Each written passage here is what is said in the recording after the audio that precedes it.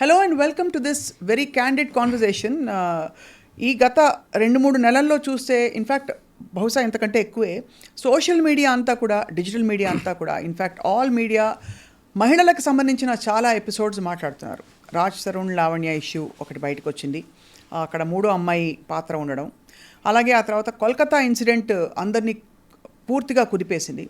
And ఇవన్నీ జరిగిన తర్వాత మలయాళ చిత్ర పరిశ్రమలో వచ్చిన అప్పటి రిపోర్ట్ ఇప్పుడు బయటకు వచ్చింది. వీటి నుంచి తేరుకోక ముందే మనకి తాజాగా జానీ మాస్టర్ వివాదం ఏం జరుగుతోంది, అసలు హెరాస్మెంట్కి నార్మ్స్ ఉంటాయా, బౌండరీస్ ఉంటాయా, అబ్యూస్కి మనం ఇచ్చే నిర్వచనం ఏంటి, దానికి పరిష్కారాలు ఏమిటి, ఎందుకు ఇన్ని దాడులు జరుగుతున్నాయి మహిళలపై, ఇందులో ఆడపిల్లల తప్పులు ఎంతవరకు ఉంటున్నాయి అండ్ వాటిని ఎలా సరిదిద్దుకోవచ్చు, బహుశా ఒక ఆలోచనగా ఇవాళ ఈ క్యాండిడ్ కాన్వర్జేషన్. మనతో పాటు అందరికీ సుపరిచిత రచయిత, విశ్లేషకులు అండ్ ఫిలాసఫర్ రాజు రవితేజ్ గారు ఉన్నారు. After long time we're back having this conversation. Ravitej garu, thank you so much for joining us. నమస్కారం. Thank you. సో ఈ డిస్టర్బింగ్ ఇన్సిడెంట్స్ మీరు చూసుంటారు. ఒక మర్కీ ఫీలింగ్ వచ్చేసింది, అంటే మొత్తం అంతా కూడా వాతావరణం మారిపోతుందనే ఫీలింగ్. మీ రెస్పాన్స్ ఏంటండి ఫస్ట్ ఆఫ్ ఆల్? ఈ మర్కీ ఫీలింగ్ అనేది రియల్ ఫీలింగ్ ఇది, అండ్ ఇంకా ఇది దిగజారుతుంది అని నా immediate reaction. This is going to డిటీరియోరేట్ even more. ఇంకా దిగజారుతుంది. దాని తర్వాత ఎక్కడైతే సొల్యూషన్ రావాలో, ఎక్కడైతే మార్పులు రావాలో అది వస్తుంది అని నాకు నమ్మకం ఉంది. కానీ ఆ వచ్చే ముందు ఇట్ విల్ డిటీరియోరేట్ మోర్. ఎందుకంటే ఇట్స్ లైక్ ఎ వైరస్ అండి. వైరస్ మన బాడీలో ఉన్నంత వరకు ఏదో విధంగా అది బయటకు వస్తూ ఉంటుంది. రైట్. ఎక్కడో అన్ఫార్చునేట్గా some girl will be sacrificed for that. ఆ virus is the main thing. అది సమాజంలో ఉన్నంత వరకు ఇట్లాంటి ఇన్సిడెంట్స్ వస్తూనే ఉంటాయి. మనం ఇంకా ఇన్ఫ్యాక్ట్ నేను చెప్పాలంటే ఈ ఇన్సిడెంట్స్, నంబర్ ఆఫ్ ఇన్సిడెంట్స్ తక్కువగా మనం కనిపిస్తున్నాయి. యాక్చువల్గా ఇంకా ఎక్కువ జరుగుతున్నాయి, కానీ అవి బయటికి రావట్లేదు. Right. So that is it will డిటీరియోరేట్ even more అని నా వ్యూ. చాలా అన్ఫార్చునేట్లీ ఏంటంటే, అండ్ సర్ప్రైజింగ్లీ ఈ ఇన్సిడెంట్స్ అన్నీ కూడా ఎక్కడో మారుమూల ప్రాంతం, ఆదివాసీ తండాల్లో బోర్డు జరుగుతున్నాయి, ఇలాంటివి వింటూ ఉంటాం. ఇవన్నీ మనం చెప్పే ఒక ఎడ్యుకేటెడ్ ఫ్యూచరిస్టిక్ సమాజం అని చెప్పుకునే ఒక చిత్ర పరిశ్రమ కావచ్చు, ఒక మెడికల్ ఫ్రెటర్నిటీలో మనం చూసాం కోల్కతా ఇన్సిడెంట్లో యంగ్ మెడికో, అలాగే మిగతా ఇన్సిడెంట్లు కూడా దాదాపుగా దీని చుట్టుపక్కలే ఉన్నాయి. అంటే వోకల్గా మాట్లాడచ్చు, ఒక అమ్మాయి వెళ్ళి బయటికి చెప్తుంది అనే పరిస్థితుల్లో కూడా ఒక పురుషుడు తన్ని అబ్యూస్ చేస్తున్నాడో, లేకపోతే హింస పెడుతున్నాడో, లేకపోతే రేప్ చేస్తున్నాడు అంటే ఏంటి అర్థం అండి? మెయిన్ థింగ్ అండి, స్త్రీ అంటే రెస్పెక్ట్ లేదు. And looking down upon a women as nothing bad will happen if you exploit అన్నమాట. సో జనరల్గా మనకు మన ఏన్షియంట్ విజ్డమ్లో ఉన్నదే కదా, 3 గుణాలు ఉంటాయి మనకి: సత్వం, రాజసం, తమసం. ఏమంటారంటే జనరల్గా ప్రతి మనిషిలో ఒకటి డామినేట్ చేస్తుంది. కొందరికి సత్వగుణం ఉంటుంది, కొందరికి రాజసిక్ అంటాం మనం, కొందరికి తమో గుణం ఉంటుంది. Right. So if you see, సత్వం అంటే లూమినాసిటీ, నాలెడ్జ్, పాజిటివ్ నేచర్, చీర్ఫుల్గా ఉండడం, ఎప్పుడు leaning towards positive things, hope, aspiration, strength, courage, ఇది సత్వం. అండ్ నాలెడ్జ్ కూడా, దట్స్ లూమినాసిటీ, వెలుగు. రాజసం is commanding, leading, gathering people, taking them on a big expedition or big project. That's leadership qualities. And తమసం అంటే నెగటివ్ ఫీలింగ్స్, లేజినెస్, సోమరితనం, ఎప్పుడు పెసిమిస్టిక్గా ఆలోచించడం, అండ్ హేట్రెడ్, యాంగర్, జెలసీ, ఇవన్నీ తమసం. This actually symbolises death. తమస్ అంటే డెత్ కూడా, darkness, death. So luminosity on one side, darkness on the other side, మధ్యలో రాజసం. ఒక క్వాలిటీ ఎప్పుడు డామినేట్ చేస్తుంది అని మనకి మన ఓన్ ఫిలాసఫీ చెప్తుంది. కానీ స్త్రీలో అన్నీ ఈక్వల్గా ఉంటాయి. సా అంటే సత్వము, తా అంటే తమసము, రా అంటే రాజసం. దాంట్లో నుంచి వచ్చింది స్త్రీ. సో మనం ఏ సమాజం అయితే స్త్రీని గౌరవించదో ఆ సమాజం నాశనం అవుతుంది. స్త్రీని గౌరవించకుంటే, స్త్రీకి ఉన్నంత శక్తి పురుషునికి ఉండదు. సహన శక్తి కానీ ఆర్ ఫైట్ చేసే శక్తి కానీ ఉండదు. కానీ స్త్రీ బయటికి మాత్రం వీక్గా కనిపిస్తుంది. అవును. కానీ యాక్చువల్గా స్త్రీ లేకుంటే సృష్టి లేదు. అవును. పురుషుడు కాదు సృష్టికి మూలం, స్త్రీ. It's a female. All god energy is depicted as female only. దానికి కారణం ఉంది. Because female is the root principle, living principle of creation.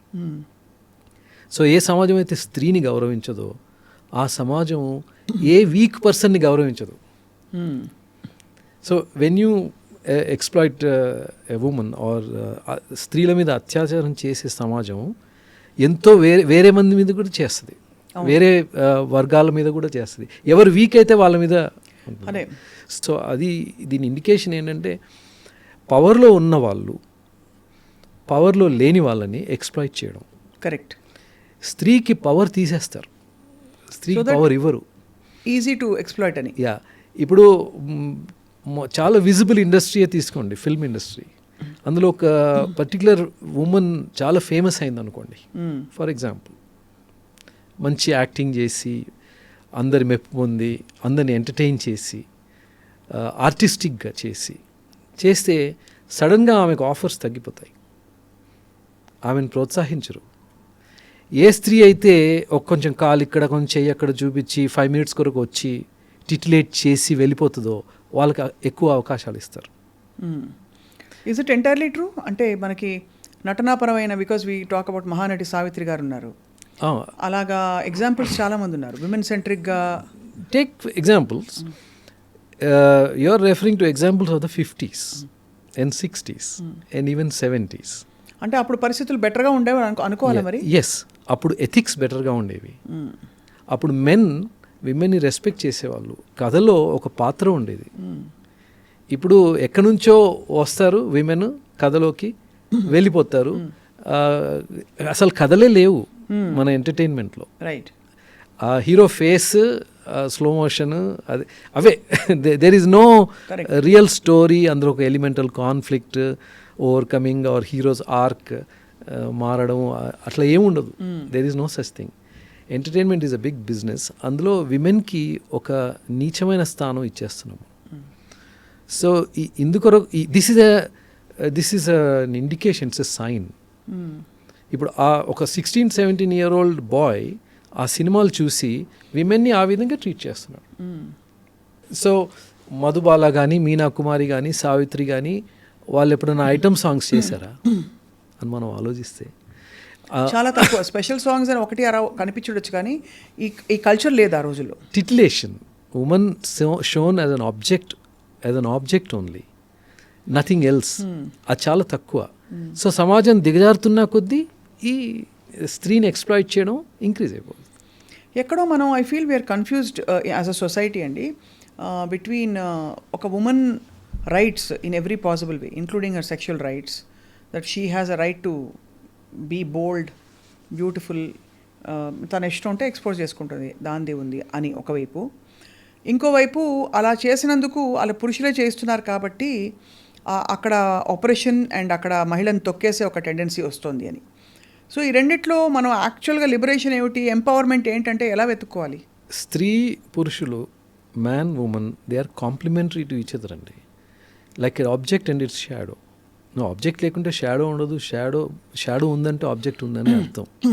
So మనం ఒకరిని మైనస్ చేసి ఇంకొకరినే మనం ఎక్స్క్లూజివ్గా పెట్టలేము. Man women together must learn to coexist. Correct. అంతేకాని ఎక్స్క్లూజివ్గా నేను ఒకరికే రైట్స్ ఇస్తాను, ఇంకొకరికి ఏం రైట్స్ ఇవ్వను, అది కూడా తప్పే. ఎవరికి చేసినా అని తప్పే అది. సో మనం సింగులారిటీ ఆర్ సింగులర్ వేగా ఆలోచించడం తప్పు. We have to look at it as a dualistic. ఇప్పుడు తాజాగా మీరు కాస్టింగ్ కౌచ్ ఇష్యూ చూస్తున్నారు. ఇండస్ట్రీలో, ఫిల్మ్ ఇండస్ట్రీలో అవకాశాల కోసం వచ్చిన మహిళ 24 క్రాఫ్ట్స్లో ఏదైనా సరే ఒక పురుషుడి ఆధిపత్యంలో నలిగిపోయి ఎక్కడో అక్కడ లైంగికంగా వేధించబడుతోంది. బై అండ్ లార్జ్ ఒక మహిళకి పని చేసుకునే పరిస్థితులు కూడా అంత సహేతుకంగా లేవని చెప్పి హేమా కమిటీ రిపోర్ట్ కూడా చెప్పింది ఇన్ ద మలయాళం ఇండస్ట్రీ. మనకు కూడా ఒక కమిటీ నివేదిక వచ్చింది, అది బయట పెట్టలేదు ఫర్ సమ్ రీజన్. అంటే దాన్ని ఎంత అల్పంగా తీసి పక్కన పడేశారంటే it shows their commitment to the whole Yes.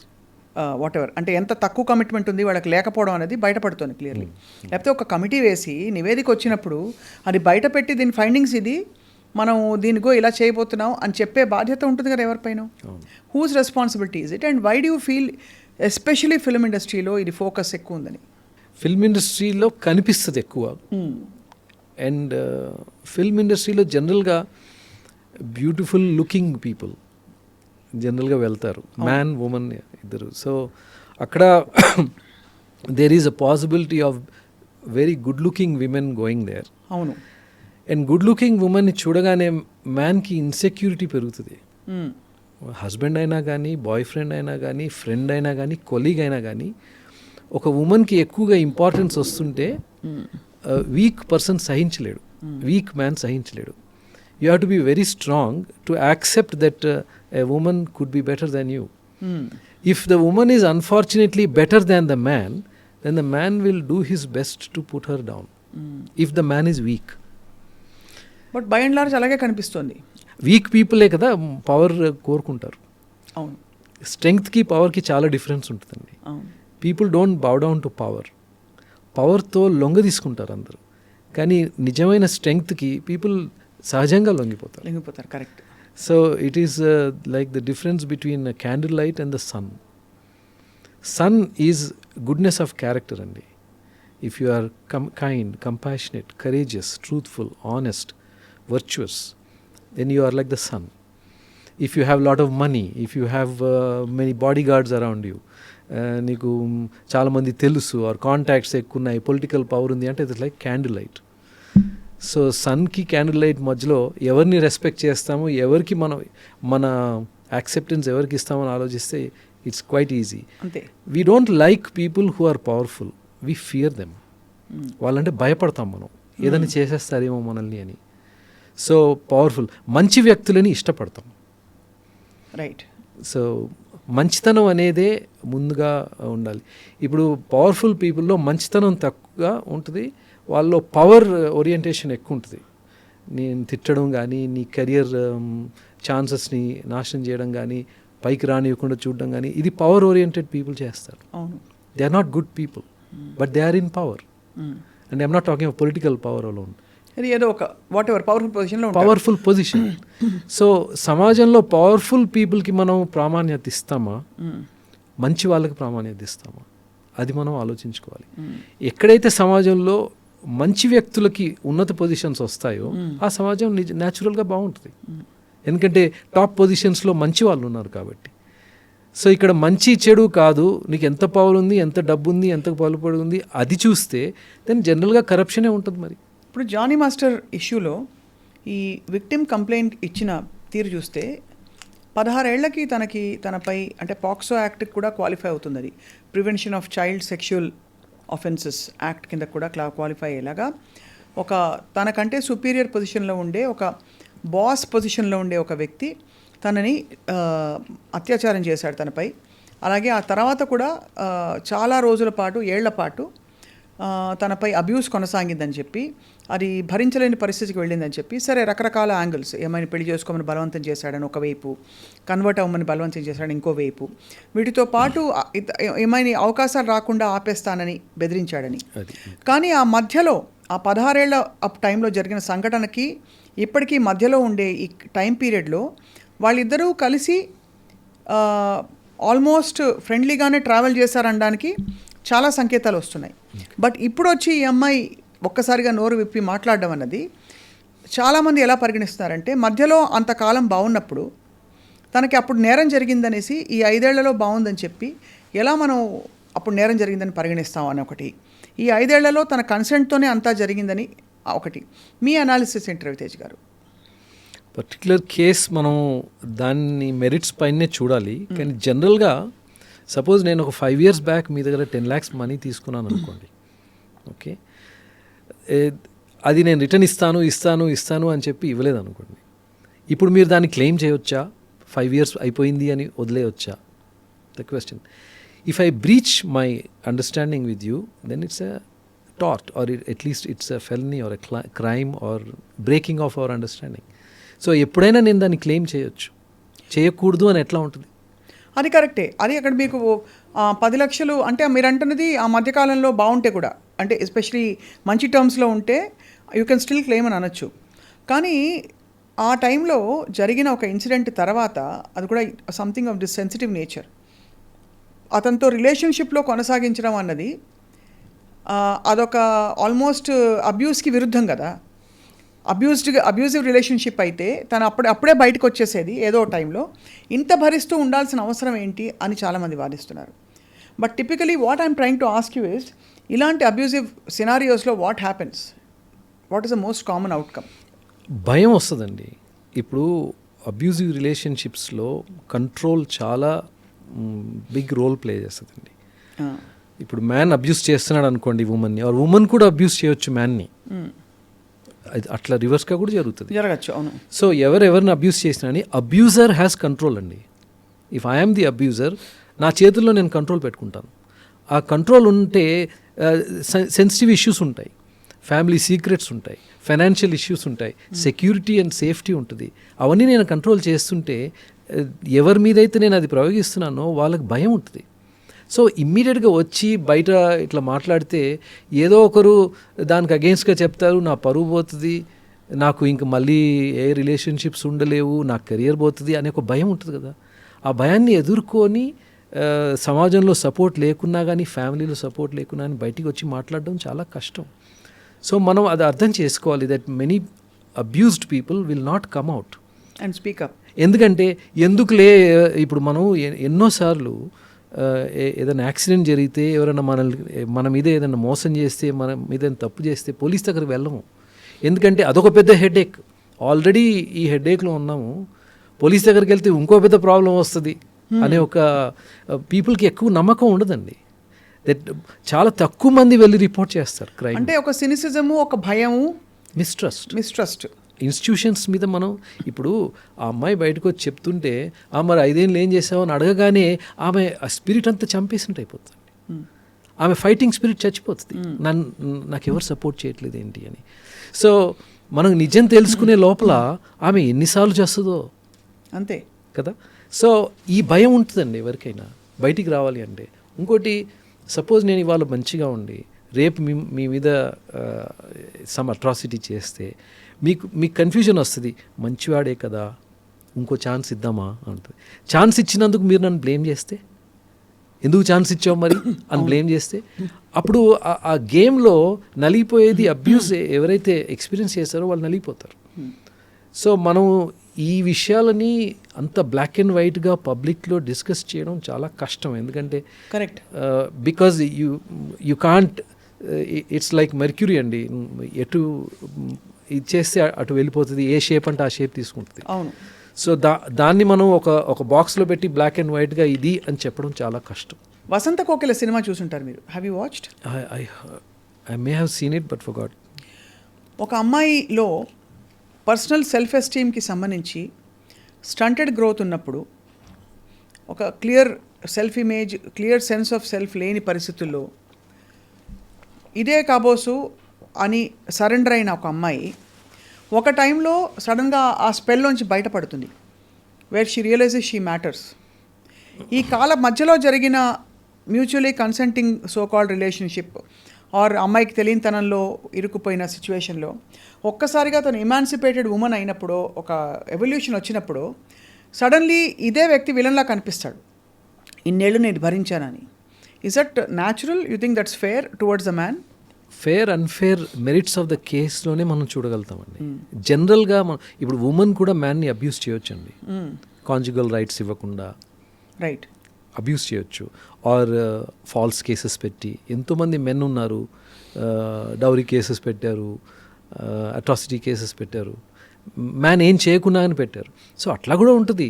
Abuse అనేది మ్యానే చేస్తాడు అని ఏం లేదు. అదే. సో మనం మ్యాన్ చేస్తున్నాడు అని ఎక్కువ ఎగ్జాంపుల్స్ మ్యాన్, ఎందుకంటే పవర్ మ్యాన్ చేతిలో ఉంది కాబట్టి అది మనకు కనిపిస్తుంది. స్త్రీలని జనరల్గా గౌరవించట్లేదు అని కూడా మనకు తెలుస్తూనే ఉంది. But this does not mean that all women are being abused and all women are innocent. Correct. We cannot say that also. We have to presume innocence of anybody who is being accused. అవును. ఎవరి మీద మనం ఆరోపణ వేసినా కానీ వాడు నిర్దోషి అనే మనం ఆలోచించాలి, ఇన్నోసెంట్ అనే మనం అంటే until proven otherwise. until proven. So if somebody alleges on me that I have done something wrong, you have to give me a chance to defend myself. Correct, అంతవరకు ఉండాలి, అది చట్టపరంగా ఓకే. బట్ టిపికల్గా మీరు ఇందాక abusive బిహేవియర్లో ఉండే tendencies చెప్పారు కదా, abusers చేతిలో జారిపోకుండా కంట్రోల్ పెట్టుకుంటారు. కంట్రోల్ ఎలా పెడతారు? ఒకరోజు మంచిగా, ఒకరోజు అబ్యూజివ్గా. ఆ సైకిల్లో ఉండడం వల్ల ఆ మంచిగా వచ్చినప్పుడు అరే బాగానే ఉన్నాడు కదా అనిపిస్తుంది, అబ్యూజివ్ ఎపిసోడ్ వచ్చినప్పుడు అయ్యో ఇది వద్దు నాకు అని అనిపిస్తుంది. ఆ కన్ఫ్యూజన్లో స్టక్ అయిపోయి ఉన్నవాళ్ళు బయటపడలేరు ఎప్పటికీ.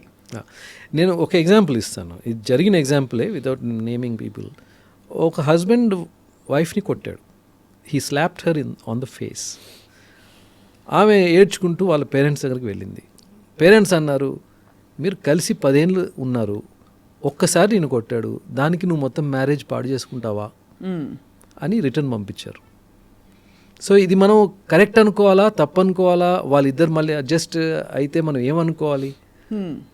ఒక హస్బెండ్ వైఫ్ని ఫేస్ మీద అట్లా స్లాప్ చేయొచ్చా? చెంపదెబ్బ అట్లా కొట్టొచ్చా? ఒక్క దెబ్బ చాలా. అండ్ కొట్టిన తర్వాత యాజ్ ఫాదర్ మదర్ మీరేం చేశారు? ఒక్కసారే కదా, నువ్వు దీనికే ఇంత ఎందుకు చేస్తున్నావు అని నచ్చజెప్పి పంపించారు. సో ఇది మనం ఏ విధంగా తీసుకోగలుగుతాం? మనం ఇంటర్ఫియర్ అయ్యి మనం చెప్పగలుగుతామా? మనం దాన్ని జడ్జ్ చేయగలుగుతామా? లేదు. కానీ ఒక వ్యక్తి ఇంకో వ్యక్తిని ఇట్లాంటి పరిస్థితుల్లో కొట్టడం తప్పని మనం జనరల్గా చెప్పగలుగుతాం, కానీ యూనివర్సల్గా అది తప్పని చెప్పగలుగుతాం. కానీ ఈ పర్టికులర్ కేసులో అది తప్ప కాదా? దానికి అప్రాప్రియేట్ రియాక్షన్ ఏముండాలి? వాళ్ళు విడిపోవాలా, కలిసి ఉండాలా? వాళ్ళు విడిపోవడానికి, కలిసి ఉండడానికి ఎవరు కారణం అయి ఉండాలి? మనమేమని చెప్పగలుగుతామా? అది దిస్ ఈజ్ అన్రిజాల్వబుల్ కాన్ఫ్లిక్ట్ అది.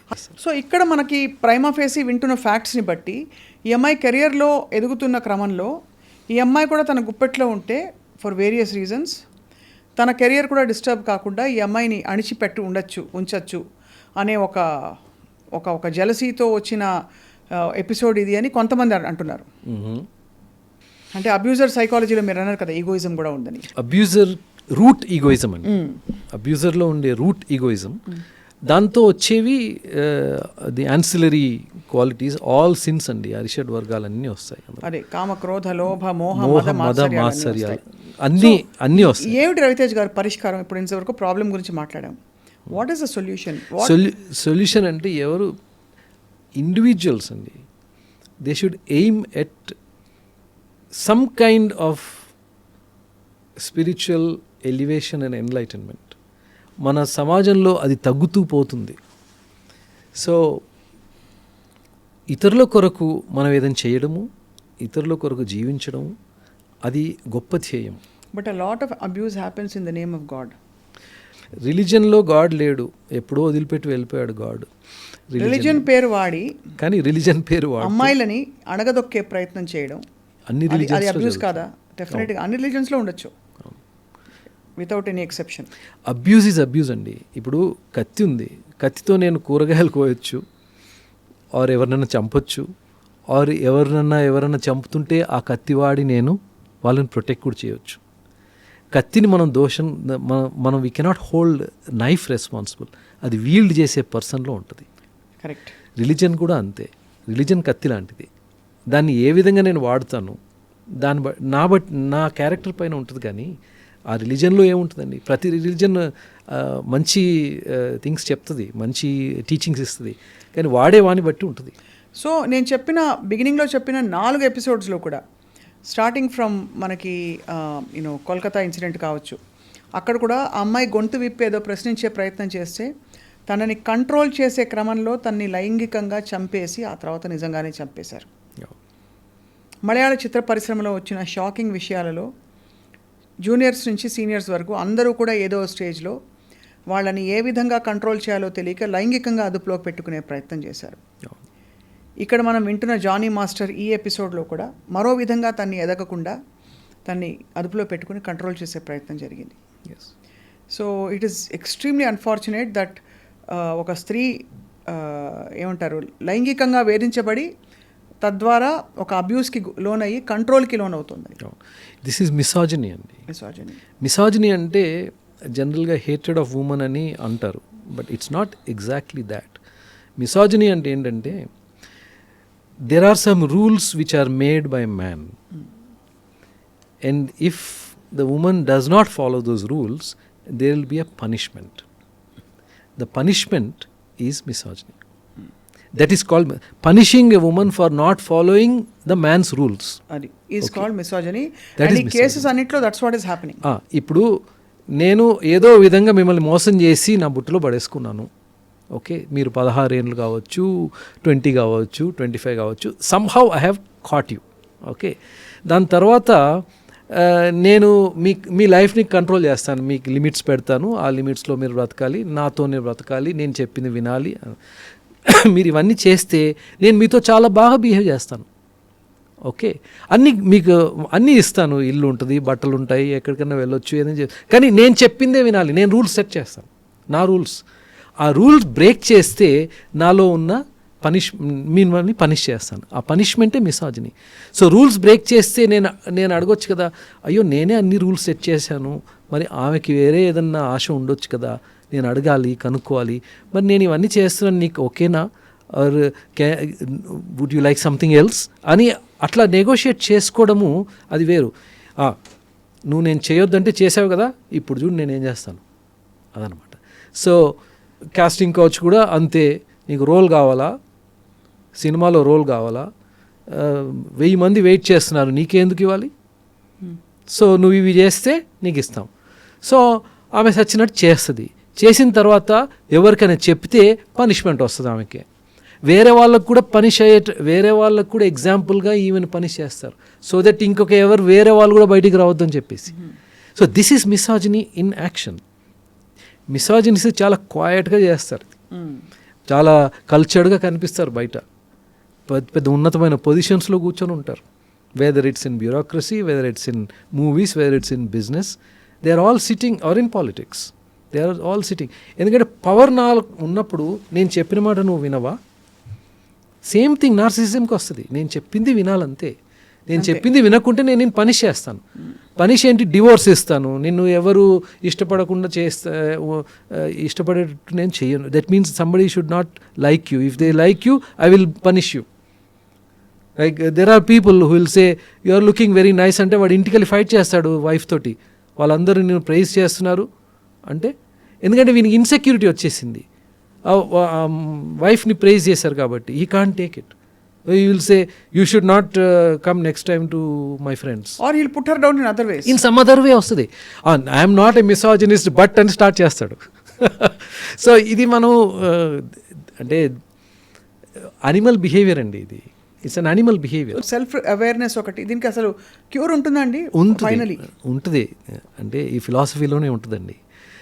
మైథిలి శరణ్ గుప్త్ మన రాష్ట్ర కవి, ఎర్లీ 1900s 1920s 30sలోనూ ఒకటి రాశారు. అది మనకి హిందీలో టెక్స్ట్ బుక్లో లెసన్గా కూడా ఉండింది. I don't know how many of people remember. మనుష్యత అంటే మనిషి అంటే ఎవరు. సో అతను ఏమంటాడంటే, విచారులో అంటే ఆలోచించుకోండి, విచారులో కే మర్త్యు హో నా మృత్యుసే డరో కభీ, మరో పరంతు యూ మరో కే యాద్ జో కరే సభీ, హుయి న యూ సుమృత్యు తో వృథా మరే వృథా జియే, జియా నహీ మరా నహీ వహీ జో జియా నా ఆప్కే లియే. నా లాస్ట్కి ఏం చెప్తాడు, యహీ పశు ప్రవృత్తి హై జో ఆప్ హీ చరే, వహీ మనుష్య హై జో మనుష్యకే లియే మరే. అంటే నీ కొరకు నువ్వు జీవించడం పశు ప్రవృత్తి, పశువులు కూడా అంతే, ఇంకొకరికొరు జీవించడం అది మనిషి లక్షణం.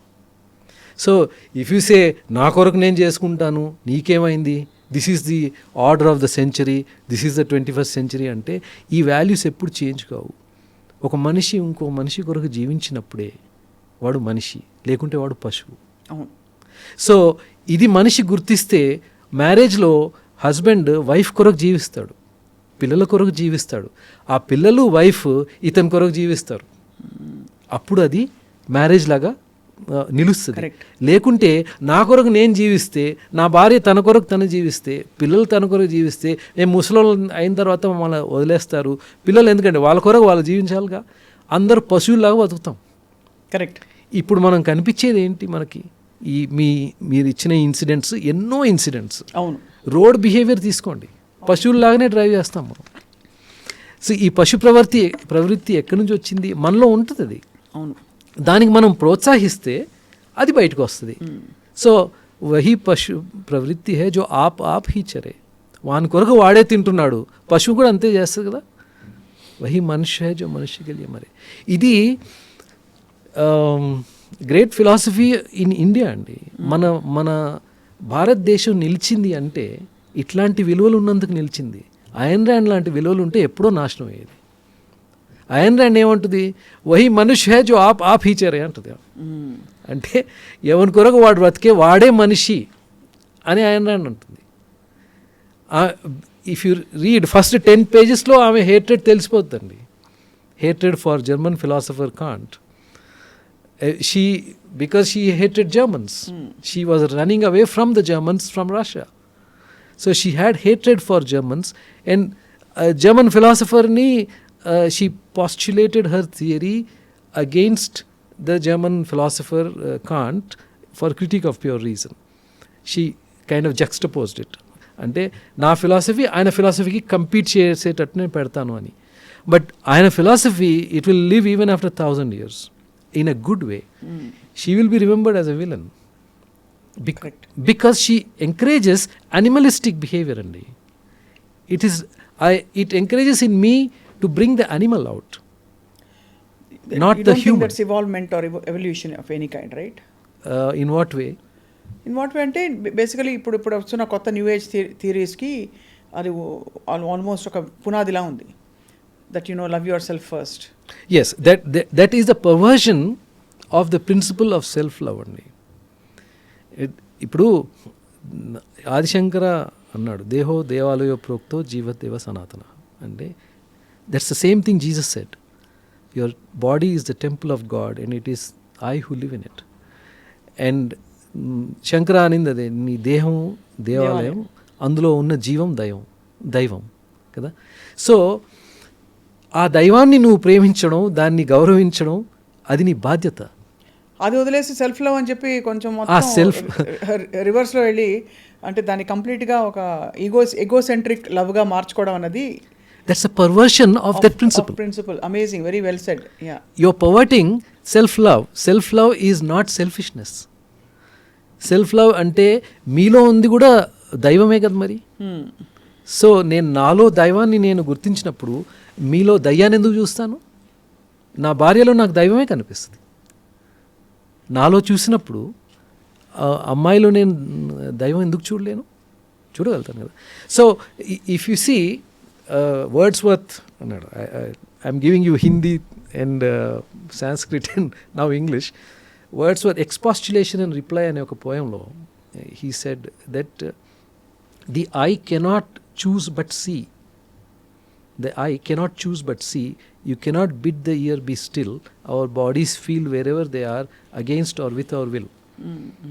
అంటే దాని అర్థం ఏంటంటే, నువ్వు కన్నుకి చూడకూడదని చెప్పలేవు, దాని ధర్మం అది. చెవుకి వినే ధర్మం. నీ బాడీ ఎక్కడున్నా కానీ అది ఎట్లా ఫీల్ కావాలో అట్లనే ఫీల్ అవుతుంది. అవును, whether you accept it or not. ఇక్కడ ఒక సపోజ్ ఫైర్ పెట్టేశారనుకోండి ఎవరన్నా, నా బాడీ కాలకూడదని నేను అనలేనుగా. ఫైర్ వస్తే బాడీ కాలుతుంది. So I cannot say. So నాకు నా బాడీ మీద నాకు కంట్రోల్ లేదు. నా కన్నులని నేను చూడకూడదు, ఆ కన్నులు వినాలని నేను చెప్పగలుగుతానా? సో నేనంటే నేను అంత గర్వం ఎందుకు నాకు? మరి నాలో ఉన్న ప్రాణం ఎవరిచ్చారు నాకు? నేను నేను నేను అని తిరుగుతాను కదా, నా ఇష్టం, నేను ఏం చేస్తాను, ఎంతమంది అమ్మాయిలతో నన్ను తిరుగుతాను, ఎవరికన్నా డివోర్సెస్ ఇస్తాను, ఎవరితో అన్నా చేస్తాను అనే వ్యక్తికి, ఇష్టం వచ్చినట్టు చేసే వ్యక్తికి ఆ ప్రాణం అనేది ఎవరు ఇచ్చారు? నేను అని నీకు ఎవరు ఇచ్చారు? అదే నీ కన్సెంట్ తోటే వచ్చిందా నీకు లైఫ్? నువ్వు ఎన్నుకున్నావా వీళ్ళకి పుడతాను నేను, ఈరోజు పుడతాను అని? నీ కన్సెంట్ లేదు కదా. You have been given life without your knowledge. అదొక పెద్ద చర్నింగ్ అవ్వాలి లోపల for everybody to, for men like this to realise. మీరు అన్నట్టుగా రవితేజ్ గారు, ఐ థింక్ మనం అన్న కాంటెక్స్ట్లో of course grades of ఇవి ఉన్నాయి మీరు చెప్పినట్టు.